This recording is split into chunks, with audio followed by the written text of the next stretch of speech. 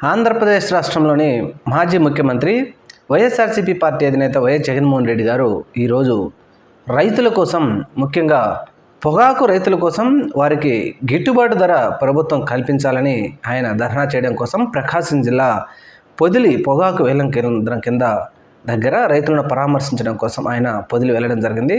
ఆయన పొదిలి వెళ్ళడం సందర్భంగా రైతులు, ప్రజలు వేలాది మందిగా అక్కడికి రావడం జరిగింది. ఈ సందర్భంగా గత ప్రభుత్వం ఉన్నప్పుడు కేజీకి 300 నుంచి 400 రూపాయలు వచ్చింది.